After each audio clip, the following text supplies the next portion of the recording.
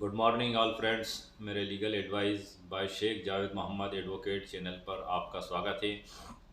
आज का हमारा टाइटल है हिंदू उत्तराधिकार अधिनियम 1956 की धारा 8 क्या है। ये एक बहुत ही महत्वपूर्ण धारा है। हिंदू उत्तराधिकार अधिनियम में धारा 8 और धारा 6 ही दो मुख्य धाराएं हैं। धारा 8 में निर्वसति कोई पुरुष अगर मरता है तो उसकी संपत्ति धारा 8 में दिए गए नियमों के अनुसार उत्तराधिकारियों में बांटी जाएगी।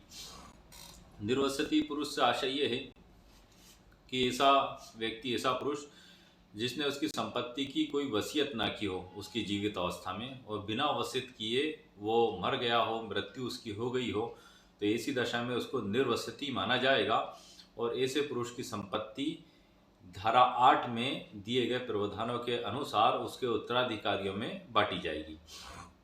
धारा 8 में जो प्रावधान दिए गए हैं उसके तहत ये पुरुषों से संबंधित है, और धारा 6 जो महिला उत्तराधिकारी है उससे संबंधित है। तो अभी हम धारा 8 के बारे में बात कर रहे हैं कि यदि कोई पुरुष बिना वसीयत करे निर्वसति मृत्यु उसकी हो जाती है तो उसकी संपत्ति सबसे पहले अनुसूची के वर्ग 1 के वारिसों में वितरित की जाएगी। इसमें एक अनुसूची दी गई है, उसमें कुल 13 उत्तराधिकारियों के नाम बताए गए हैं रिश्तों के आधार पर। वो भी मैं आपको पढ़कर बताऊंगा कि वो 13 उत्तराधिकारी कौन हो सकते हैं और कौन होंगे। इसमें नंबर 1 है कि वो व्यक्ति जो अनुसूची 1 का वारिस है। नंबर 1 में बताया गया है प्रथम था, ये सर बुक है, इसमें सभी एक्ट भी दिए हुए हैं। हिंदू उत्तराधिकार अधिनियम 1925, भारतीय उत्तराधिकार अधिनियम 1925 और हिंदू उत्तराधिकार अधिनियम 1956 दोनों इसमें दिए हुए हैं। मैं इसमें आपको वर्ड टू वर्ड भी पढ़कर बता देता हूँ ताकि वो चीज़ आपको पूरी क्लियर हो जाए कि आखिर ला में लिखा हुआ क्या है। नंबर 1 है प्रथमता उन वारिसों को जो अनुसूची के वर्ग 1 में निर्दिष्ट संबंधी हैं। मतलब जो अनुसूची 1 में जो रिश्ते, जो नाते उनके बताए गए हैं वो अनुसूची 1 में आते हैं, प्रथमता उनमें बांटी जाएगी। द्वितीयता, यदि वर्ग 1 में वारिस ना हो तो उन वारिसों को जो अनुसूची वर्ग 2 में निर्दिष्ट संबंधी हैं। मतलब अगर अनुसूची 1 में जो लोगों के रिश्तों के नाम बताए गए उसमें अगर वो नहीं आता है तो फिर अनुसूची 2 देखी जाएगी, और यदि अनुसूची 2 में भी नहीं आता है तो उसके गोत्रजों को मिलेगी। तृतीयता, यदि दोनों वर्गों में से किसी का कोई वारिस ना हो तो मृतक के गोत्रजों को संपत्ति दी जाएगी, और गोत्रज भी ना हो तो यदि कोई गोत्रज ना हो तो मृतक के बंधुओं को होगी।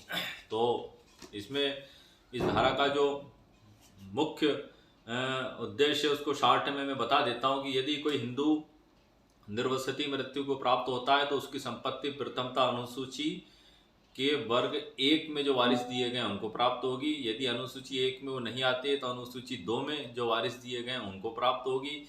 यदि 2 में भी नहीं आते, वो व्यक्ति उत्तराधिकारी कोई नहीं है उसका जो 2 में आए, तो उसके गोत्रजों को प्राप्त होगी। यदि उसका कोई रिश्तेदार गोत्रज में भी नहीं बचा है, मतलब इतना अकेला था कि गोत्रज भी उसके कोई नहीं है, तो फिर उसके बाद वो संपत्ति जो प्राप्त होगी, कोई गोत्रज ना हो तो उसके बंधुओं को प्राप्त होगी।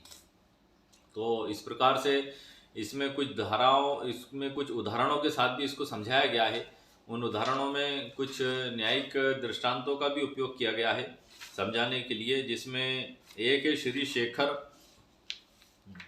शेखर बनाम गीता और अन्य जेटी 2009 सुप्रीम कोर्ट 496 का एक काफ़ी बेहतर उदाहरण लिया है। इसमें मृतक जो है कि अपने पीछे पुत्र और 4 लड़कियों को छोड़कर उसकी मृत्यु हो गई थी। पुत्री की ओर से बंटवारे का दावा पेश किया गया था कोर्ट में। इसको जो पुत्री ने जो बंटवारे का दावा पेश किया उसको अदालत में चुनौती दी गई, उसका विरोध किया गया बंटवारे के दावे का, और ये इसमें निर्धारित किया गया कोर्ट के द्वारा कि मृतक की संपदा धारा 8 के तहत सभी विधिक उत्तराधिकारियों में बराबर विभाजित होगी, अतः दावा पोषणीय है। उस दावे को स्वीकार कर लिया गया। पुत्र और 4 लड़कियां छोड़कर गया था। पुत्री की ओर से बंटवारे का दावा दाखिल किया गया। पुत्री ने मांग की कोर्ट में कि वो भी बराबर की उत्तराधिकारी है, उसको भी बराबर का, सभी को बराबर का हक दिया जाए। इसका विरोध किया गया अन्य बेटों के द्वारा उस दावे को खारिज करने के लिए, क्योंकि वो चाहते थे कि उनको संपत्ति ज़्यादा मात्रा में मिले। लेकिन अदालत ने इसमें अभी निर्धारित किया कि मृतक की संपदा धारा 8 के तहत सभी विधिक उत्तराधिकारियों में बराबर विभाजित होगी, अतः दावा पोषणीय। इसको सर आप नोट कर लें। श्री शेखर बनाम गीता और अन्य, IIT 2009, सुप्रीम कोर्ट 496 में बताया। और एक बुक में और प्रकाशित हुआ ये 2009 6 ACC 99। तो इस प्रकार से जो मृतक जो मरा था वो निर्वसित ही मरा था और उसकी संपत्ति को धारा 8 के तहत सभी उत्तराधिकारियों में बराबर विभाजित किया गया। ये भारत के सर्वोच्च न्यायालय के द्वारा इस फैसले में दिया गया। इसी प्रकार से इसको आगे एक अन्य निर्णय के द्वारा भी परिभाषित किया गया है, जो कि श्री शेखर बनाम गीता और अन्य JT 2009, सुप्रीम कोर्ट 496, भारत के सर्वोच्च न्यायालय का है ये भी फैसला। ये मामला इस प्रकार से था सर कि मृतक जो है अपने पीछे एक पुत्र और 4 लड़कियों को छोड़कर गया था। पुत्री द्वारा मृतक की संपत्ति पर वसीयत के आधार पर विभाजन के लिए वाद दाखिल किया गया। पुत्री ने जो वसीयत थी उसके आधार पर बंटवारे का दावा अदालत में पेश किया।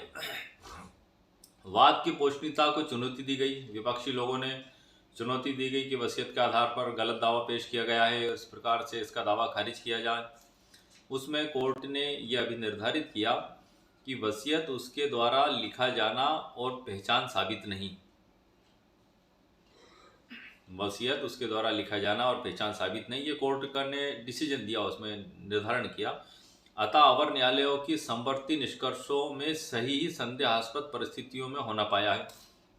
मतलब अधीनस्थ न्यायालय ने भी ये माना कि वसीयत डाउटफुल है और उसको नहीं माना, ऊपर के न्यायालयों ने भी उसको डाउटफुल है नहीं माना, तो भारत के सर्वोच्च न्यायालय ने भी ये कहा है कि जो अधीनस्थ न्यायालय ने उसको डाउटफुल माना है और वसीयत को प्रमाणित नहीं माना है, बिल्कुल सही माना है। और आगे ये डिसीजन दिया, अतः उसकी विधिमान्यता साबित नहीं की गई, इसलिए निर्णय में हस्तक्षेप करने से इनकार कर दिया। जो अधीनस्थ न्यायालय के निर्णय थे उन्हीं को यथावत रखा गया और वसीयत को साबित नहीं होना माना गया। इसमें सर मैं आपको एक बात बता दूं कि जो वसीयत है वो भी धारा 8 से संबंधित है, क्योंकि वो निर्वसित ही मरेगा तभी धारा 8 लागू होगी, और अगर वो वसीयत करता है तो धारा 8 लागू उस पर नहीं होगी। वसीयत के अनुसार विभाजन होगा, लेकिन वसीयत कानूनी प्रावधानों के तहत विधि अनुसार अगर लिखी जाएगी तभी वो मान्य अदालत में की जाएगी। यदि कानूनी प्रावधानों से हटके उसको लिखा गया, जैसा कि ये अभी जो मैंने आपको भारत के सर्वोच्च न्यायालय का भी फैसला पढ़ा, जी शेखर बनाम गीता और अन्य JT 2009, सुप्रीम कोर्ट 496, इसी फैसले में भारत के सर्वोच्च न्यायालय ने माना कि वसीयत को संदेह से परे साबित नहीं किया गया था, इसलिए ऐसी वसीयत को मान्य नहीं किया जा सकता। तो वो उत्तराधिकारी वो वसीयत गृहीता जिसके हक में वसीयत की गई है, यदि वो संदेह से परे अदालत में साबित कर देता है तो ही उसके आधार पर वो संपत्ति प्राप्त करने का अधिकारी होगा। क्योंकि वसीयत में सबसे महत्वपूर्ण बात सर वसीयत का कानूनी प्रावधानों के तहत लिखा जाना है, गवाहों का विश्वसनीय होना है। यदि वसीयत कानूनी प्रावधानों के तहत लिखी गई और गवाह उसमें विश्वसनीय है तो उस वसीयत के संबंध में यदि कोई विवाद पैदा होता है, अदालत में जज साहब के सामने मुकदमा पेश होता है, तो इसी दशा में महत्वपूर्ण भूमिका गवाह निभाते हैं।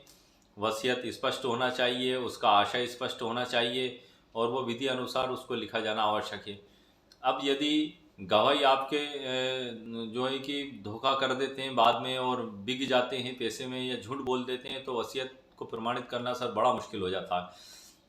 इसलिए वसीयत लिखना बड़ी बात नहीं है, वसीयत को कानूनी प्रावधानों के साथ लिखना बड़ी बात है। क्योंकि वसीयत को अगर आपने पंजीकृत भी करवा लिया और उसके संबंध में मुकदमा अदालत में पहुंचता है, उसको चुनौती दी जाती है, तो वहाँ भी उसको साबित किया जाना आवश्यक है। महज पंजीकरण से ही वसीयत वैध नहीं हो जाती, भारत के सर्वोच्च न्यायालय का ये कहना है, उन्होंने इस पर टिप्पणी की है। और धनीराम विरुद्ध शिव सिंह 2023 सुप्रीम कोर्ट का एक ऐतिहासिक फैसला है, लैंडमार्क जजमेंट है, जिसपे मैंने इसी शीर्षक से ऐतिहासिक फैसले से एक चैनल पे वीडियो भी अपलोड किया है, आप उसको देख सकते हैं। वो पंजीकृत वसीयत से भी रिलेटेड है।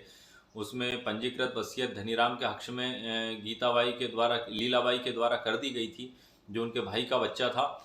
और लीलाबाई के जो पति सोहन सिंह थे, उनके भतीजे शिव सिंह ने उसको चुनौती दी थी कि मैं उनका भतीजा हूँ सोहन सिंह का, और उनकी सारी संपत्ति मुझे मिलना चाहिए, और ये जो लीला देवी ने उनके भाई के बच्चे को जो वसीयत की वो गलत की है। ये अदालत ट्रायल कोर्ट में पहुंचा, ट्रायल कोर्ट ने शिव सिंह के हक में फैसला दिया और वसीयत को अमान्य कर दिया। उसके बाद जो है धनीराम ने डिस्ट्रिक्ट कोर्ट में उसके विरुद्ध अपील की, जिला न्यायालय ने धनीराम के हक में फैसला कर दिया और शिव सिंह को उत्तराधिकारी के आधार पर संपत्ति देने से मना कर दिया। उसके विरुद्ध शिव सिंह उच्च न्यायालय में गए। उच्च न्यायालय ने वापस ट्रायल कोर्ट के फैसले की पुष्टि कर दी और वसीयत को डाउटफुल माना और उत्तराधिकारी मानते हुए शिव सिंह के हक में वसीयत लेने का अधिकारी माना। उसके विरुद्ध विशेष इजाजत से धनीराम भारत के सर्वोच्च न्यायालय में पहुंचा। भारत के सर्वोच्च न्यायालय ने भी ट्रायल कोर्ट के फैसले की पुष्टि की, हाई कोर्ट के फैसले की पुष्टि की और ये माना कि वसीयत जो है कि संदेह से परे वो साबित नहीं कर सका। धारा 63 के जो प्रावधान होते हैं उनको धारा 68 साक्ष्य अधिनियम के तहत वो उनका उसके जरिए उसको प्रमाणित नहीं किया गया, तो ये माना गया कि सोहन सिंह निर्वसति मरा था और धारा 8 हिंदू उत्तराधिकार अधिनियम 1956 की वहाँ पर लागू मानी गई और उसी के तहत शिव सिंह को संपत्ति में हिस्सा दिया गया। तो धारा 8 सर एक महत्वपूर्ण धारा है जो कि वसीयत से ही रिलेटेड है। अगर वसीयत विधि अनुसार प्रमाणित कर दी जाती है, चाहे वो पंजीकृत हो या ना हो, ये सवाल नहीं है कि वो पंजीकृत होगी तो आप केस जीत जाएंगे या पंजीकृत होगी तो आप केस हार जाएंगे।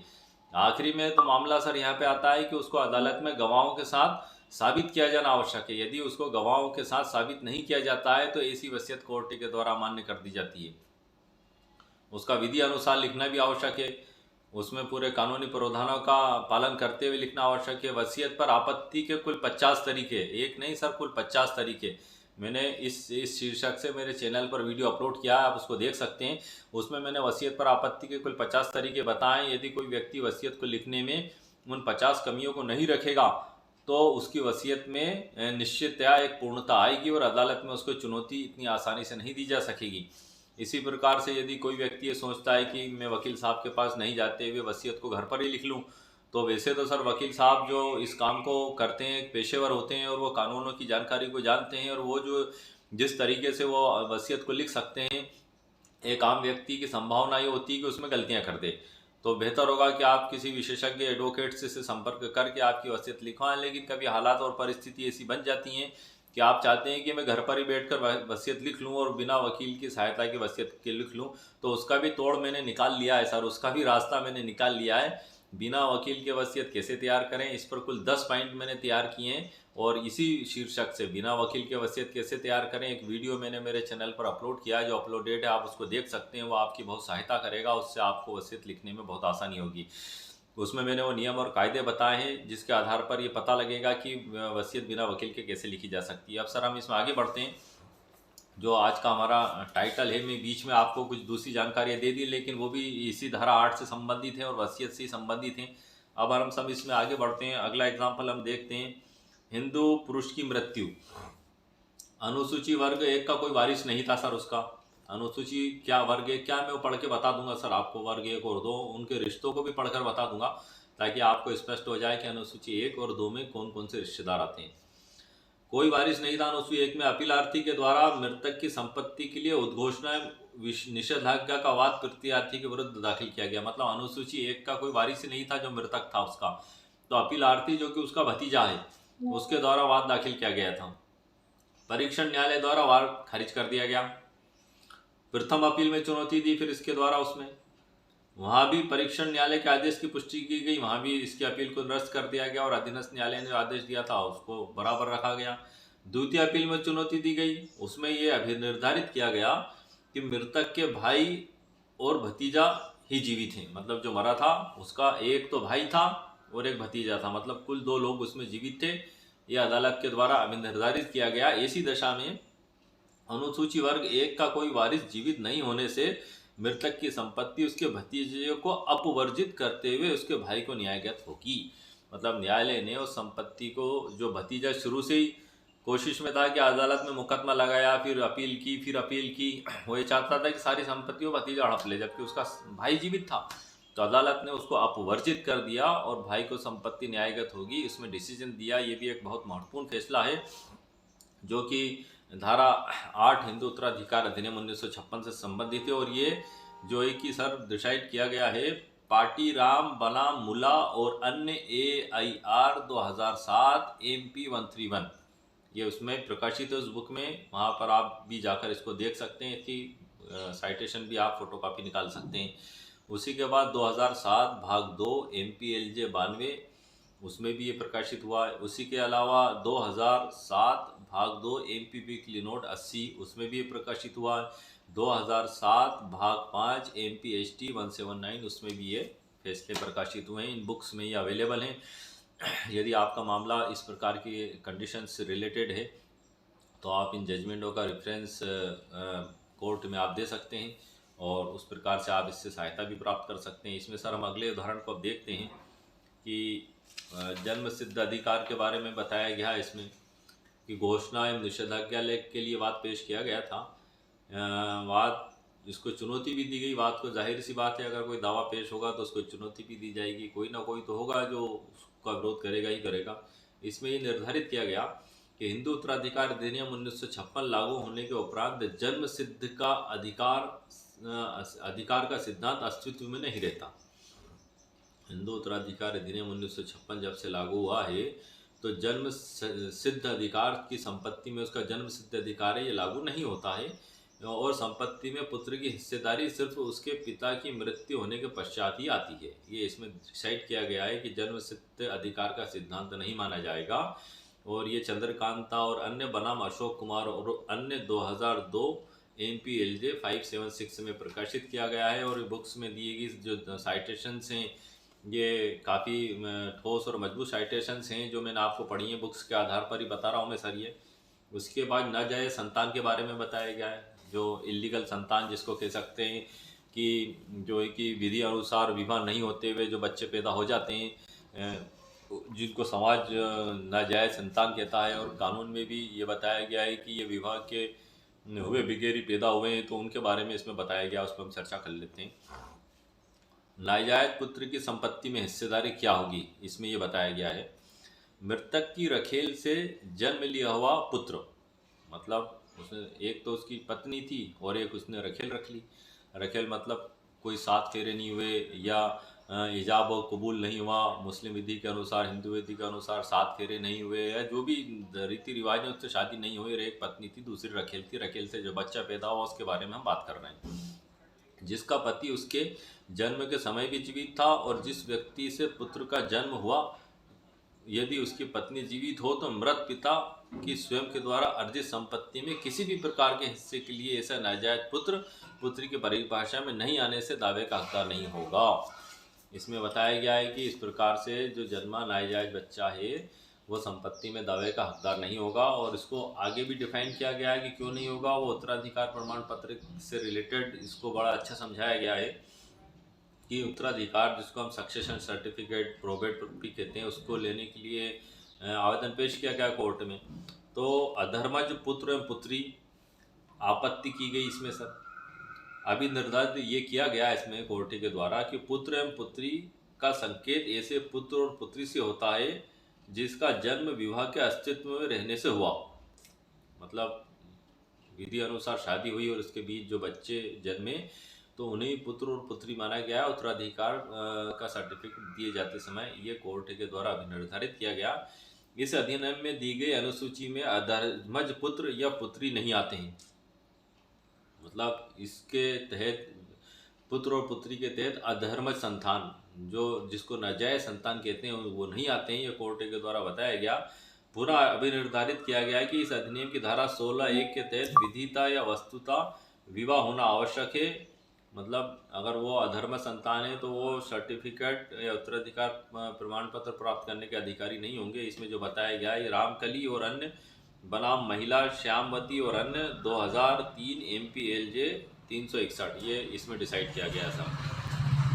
हिंदू यूनिवर्सिटी की मृत्यु के बारे में बताया गया, जैसा कि मैंने आपको बता दिया था, लेकिन इसको भी हम कुछ एग्जाम्पल से देख लेते हैं, कुछ कानूनी साइटेशन से हम समझ लेते हैं कि संपत्ति में विधवा का अधिकार हिस्सों के लिए वाद डिक्री उसको चुनौती दी गई। मतलब विधवा का अधिकार वाद डिक्री भी कर दिया, उसको चुनौती दी गई। इसमें निर्धारित किया गया कि धारा 23 निर्वसितियों की उत्तरजीवी विधवा पर वह उपबंध लागू नहीं होता। पुनः अभी निर्धारित किया गया कि इस अधिनियम की धारा 8 के तहत हिंदू निर्वसिति की मृत्यु होने पर उसके द्वारा छोड़ी गई संपत्ति में विधवा को अपने पति के अंश को पाने का हकदार होना ठहराया गया। मतलब जो उसका पति का जो हिस्सा था, जो पति का अंश था, वो विधवा प्राप्त करेगी, ये इसमें डिसाइड किया गया। बसंताबाई बनाम श्रीमती लक्ष्मीबाई 2000 भाग 1 एमपी वीकली नोट 139 पृष्ठ क्रमांक 220 में ये साइटेशन छापी गई है। अब सर हम आगे बढ़ते हैं, और जो अनुसूची वर्ग 1 है, जो हमारा जैसे कि वीडियो के प्रारंभ में ही था कि यदि कोई हिंदू निर्वसित ही मरता है, इसमें सर मैं आपको थोड़ी सी वो जानकारी और बता देता हूँ जो इसमें महत्वपूर्ण जानकारी दी गई थी कि धारा 8 में जो लिखा हुआ है कि जो वर्ड टू वर्ड जो शब्द हैं सर मैं आपको बता देता हूँ कि पुरुष की दशा में उत्तराधिकार के साधारण नियम। सर मैं पूरी बुक में वर्ड टू वर्ड एक बार पढ़ देता हूँ, क्योंकि मैंने एक्सप्लेन तो आपको कर दिया, लेकिन जो बेसिक लॉ है, जो बेसिक जड़ है, यदि हम उस कानून को ही सुन लेते हैं तो हमारा विश्वास एक उच्चतर स्तर पर पहुँच जाता है। मैं आपको बता देता हूँ। पुरुष की दशा में उत्तराधिकार के साधारण नियम। निर्वसति मरने वाले हिंदू पुरुष की संपत्ति का इस अध्याय के उपबंधों के अनुसार निम्नलिखित को न्यायगत होगी। नंबर 1 है प्रथमतः उन वारिसों को जो अनुसूची के वर्ग 1 में निर्दिष्ट संबंधी हैं।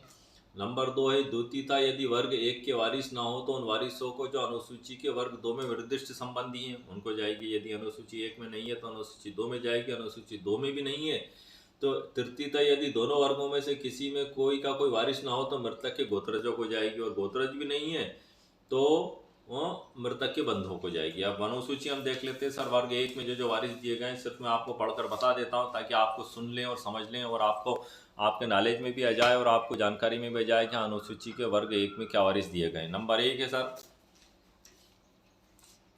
पुत्र, पुत्री, विधवा, माता, पूर्व मृत पुत्र का पुत्र, पूर्व मृत पुत्र की पुत्री, मतलब पहले जो पुत्र मर चुका है उसके पूर्व मृत पुत्र की उसके पुत्र की पुत्री, पूर्व मृत पुत्री का पुत्र, पूर्व मृत पुत्री की पुत्री, पूर्व मृत पुत्र की विधवा, पूर्व मृत पुत्र के पूर्व मृत पुत्र के पूर्व मृत पुत्र का पुत्र। लंबा रिश्ता हो इसमें बताया है। पूर्व मृत पुत्र के पूर्व मृत पुत्र की पुत्री, पूर्व मृत पुत्र के पूर्व मृत पुत्र की विधवा, पूर्व मृत पुत्र की पूर्व मृत पुत्री का पुत्र। ये भी एक दूसरे तीसरे तरीके का रिश्ता बताया है। पूर्व मृत पुत्री की पूर्व मृत पुत्री की पुत्री, पूर्व मृत पुत्री के पूर्व मृत पुत्र की पुत्री, पूर्व मृत पुत्र की पूर्व मृत पुत्री की पुत्री। ये ऐसे रिश्ते बताए गए। ये सब अनुसूची 1 में है। सबसे पहले इन रिश्तों में जाएगी, और अगर ये नहीं होंगे तो अनुसूची 2 में जाएगी। अनुसूची 2 में भी सर मैं आपको शॉर्ट में पढ़कर बता देता हूँ कि कुछ ना कुछ तो आपके दिमाग में आएगा ही आएगा। नंबर 1 है उसमें पिता लिखा हुआ है। पुत्र की पुत्री का पुत्र, पुत्री की पुत्री की पुत्री, भाई बहन, पुत्री के पुत्र का पुत्र, पुत्री के पुत्र की पुत्री, पुत्री की पुत्री का पुत्र, पुत्री की पुत्री की पुत्री, भाई का पुत्र बहन का पुत्र, भाई की पुत्री बहन की पुत्री, पिता का पिता की माता, पिता की विधवा, भाई की विधवा। ये सब अनुसूचित 2 के वारिस हैं जो इसमें आएंगे। और पिता का भाई, पिता की बहन, माता का पिता, माता की माता, माता का भाई और माता की बहन, ये सब इसमें अनुसूची के वर्ग 2 में आएंगे। इस अनुसूची में भाई या बहन के प्रति निर्देशों के अंतर्गत उस भाई या बहन के प्रति निर्देश नहीं है जो केवल एकोदर रक्त में हो। तो इस प्रकार से ये जो अनुसूची 1 है और अनुसूची 2 है इसमें संपत्ति बांटी जाएगी, और यदि 2 में भी नहीं है तो गोत्रजों में जाएगी, और 2 में गोत्रज भी नहीं है तो उसके बंधुओं को संपत्ति विभाजित होगी। तो इस प्रकार से सर जो आज का हमारा टॉपिक है हिंदू उत्तराधिकार अधिनियम की धारा 8 क्या है। तो हिंदू उत्तराधिकार अधिनियम की धारा 8 जो हिंदू भारत में हिंदू विधि से जो शासित होते हैं जिन पे लागू होती है, जो हिंदू उत्तराधिकार अधिनियम 1956 की धारा 2 में बताया गया है। तो जो लोग हिंदू विधि से शासित होते हैं तो उनकी संपत्ति यदि वो निर्वसति मरते हैं तो इसमें बताए गए नियमों के अनुसार वारिसों में विभाजित होगी।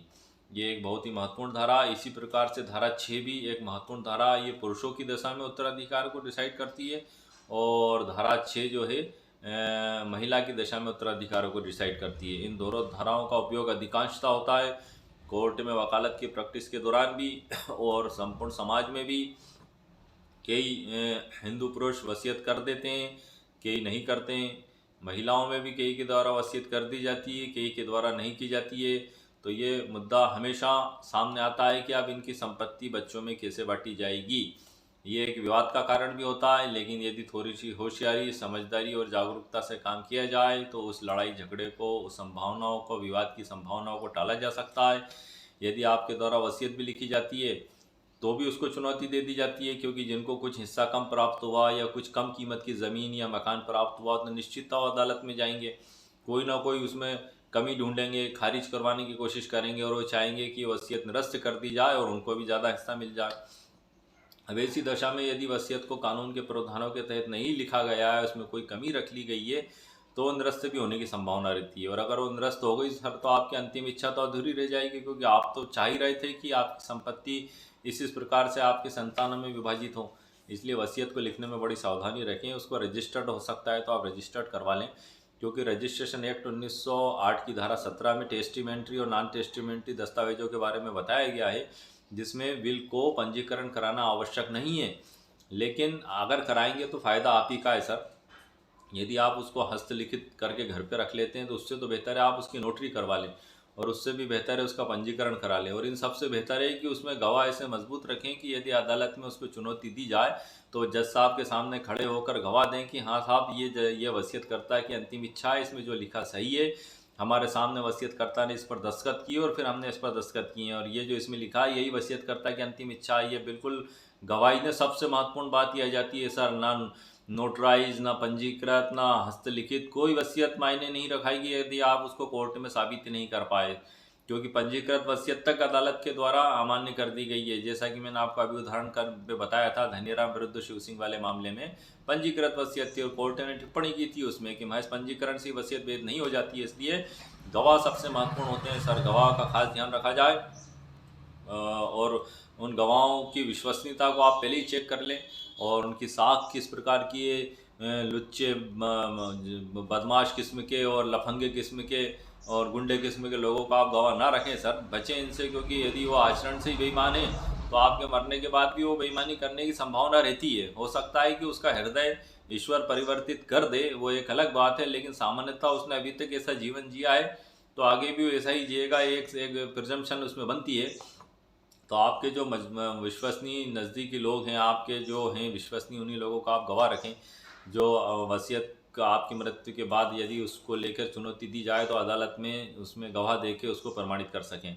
धारा 68 भारतीय साक्ष्य अधिनियम की भी बड़ी महत्वपूर्ण धारा है। इसमें बताया गया है कि सर, जो दस्तावेज गवाहों से प्रमाणित होना आवश्यक है, यदि आप उनको गवाहों से प्रमाणित नहीं कराते हैं तो वह दस्तावेज साक्ष्य में नहीं पढ़ा जाएगा। विल उसी में मानी गई है, और विल को छोड़कर अन्य दस्तावेज जो रजिस्ट्रेशन एक्ट 1908 के तहत रजिस्टर्ड किए जाते हैं उनको गवाहों से प्रमाणित करवाना आवश्यक नहीं है, जब तक उसका निष्पादन करता उसको डिनाई नहीं कर देता। यदि निष्पादन करता ने इसको डिनाई कर दिया तब आपको गवाहों से उसको प्रमाणित करवाना आवश्यक हो जाता है। जैसे कि सेल डीड आपको मान लें, यदि विक्रेता ये कह देता है कि मैंने ज़मीन विक्रय नहीं की या मकान विक्रय नहीं किया, ये फर्जी वसीयत बना ली, तब इसी दशा में क्रेता की जिम्मेदारी हो जाती है कि रजिस्ट्री के 2 गवाहों को कोर्ट में पेश करे और उससे रजिस्ट्री को प्रमाणित करवाए। यदि उसको चुनौती नहीं दी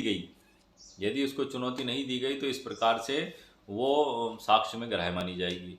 तो इस प्रकार से सर, जो धारा 8 है हिंदू उत्तराधिकार अधिनियम की धारा 8 क्या है, वो आज का हमारा टाइटल था। उसमें मैंने आपको महत्वपूर्ण कानूनी जानकारी दे दी है। अब इससे अगला वीडियो में धारा 6 हिंदू उत्तराधिकार अधिनियम 1956 पर बनाऊंगा, और इससे पहले मैंने कुछ मुस्लिम विधि पे भी वीडियो बनाए हैं सर। और दीपावली का दिन है, तो संपूर्ण देशवासियों को मेरी तरफ से, मेरे चैनल की तरफ से दीपावली की बहुत बहुत शुभकामनाएं, मुबारकबाद और बधाई हो।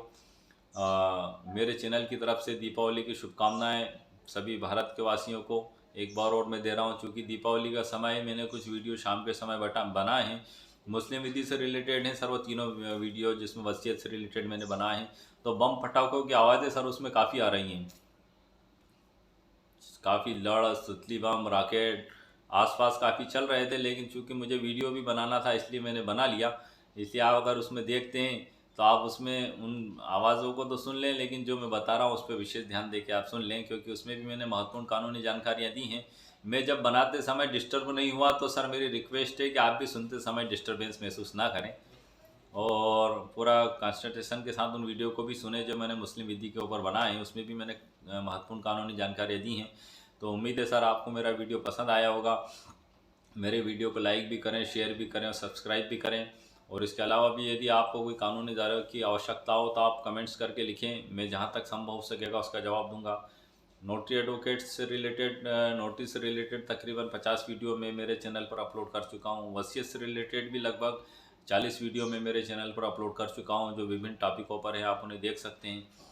और इसके अलावा भी मैं लगातार कोशिश करता हूँ कि आपके लिए ऐसे कानूनी विषय, ऐसे कानूनी मुद्दे लेके आऊँ जो एक आम जनता के लिए और कोर्ट में प्रैक्टिस करने वाले हमारे युवा अधिवक्ता साथियों के लिए, चाहे वो नए हों या पुराने हों, सभी को लाभदायक साबित हो और विधि का ज्ञान सभी को प्राप्त हो। ज्ञान बांटने से बढ़ता है, यदि मैं आपको सिखाऊंगा तो उससे पहले तो सर मैं ही सीख चुका हूँगा। तो यही एक ऐसी दौलत है सर जो बांटने से बढ़ती है। उम्मीद है सर आपको मेरा वीडियो पसंद आया होगा। मेरे वीडियो को आप लाइक भी करें, शेयर भी करें, सब्सक्राइब भी करें। ओके, शुक्रिया, थैंक यू सर।